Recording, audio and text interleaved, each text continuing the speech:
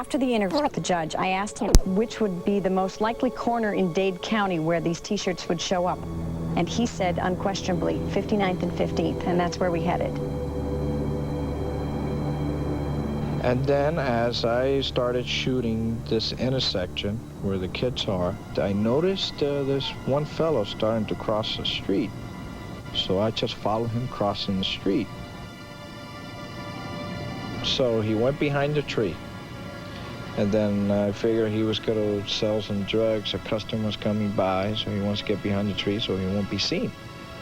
And then at that time, once he got behind the tree, I took my eyes off my camera, and then when I looked back in, I noticed he was like this.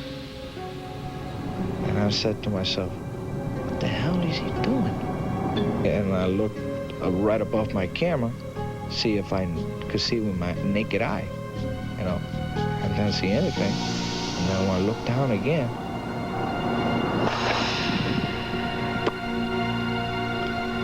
I said, this guy's shooting at me.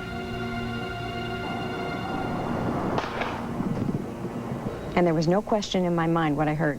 And I leaned out of the car and I said, Hector, we've been shot at. I threw my tripod, threw my camera in my trunk.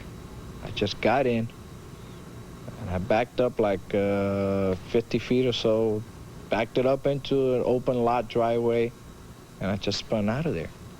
We was cruising down Northwest 15th Avenue and 62nd Street when we were flagged down by Hector and Susan. They told us that they had been shot at.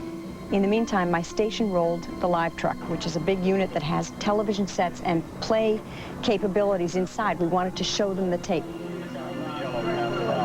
Oh my God! You're a lucky man. Yes, okay. Truck, you look like?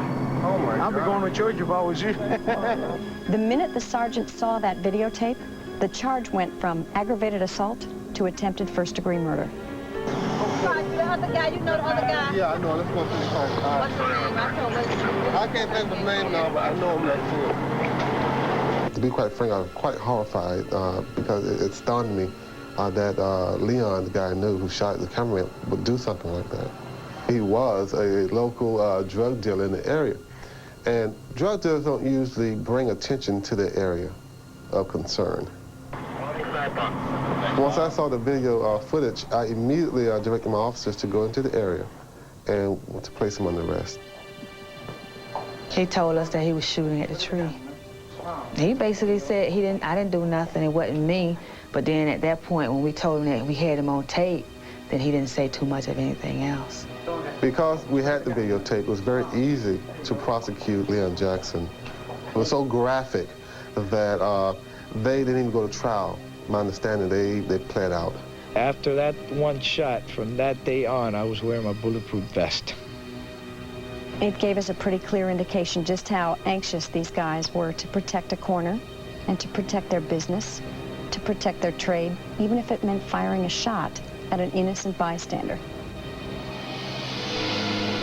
It was probably a couple months after the shooting that I was assigned to a story in that area. And I'll tell you, I was very apprehensive. And to this day, if I hear a car backfire, I'm the first to hit the deck. It changed my life, and I'm assuming it changed Hector's life. It was really frightening. Leon Jackson is currently serving time in a Florida prison for attempted first-degree murder and use of a firearm. Judge Peterson's anti-drug T-shirt program, sadly, was never implemented. Please stay with us. There's more eyewitness video to come.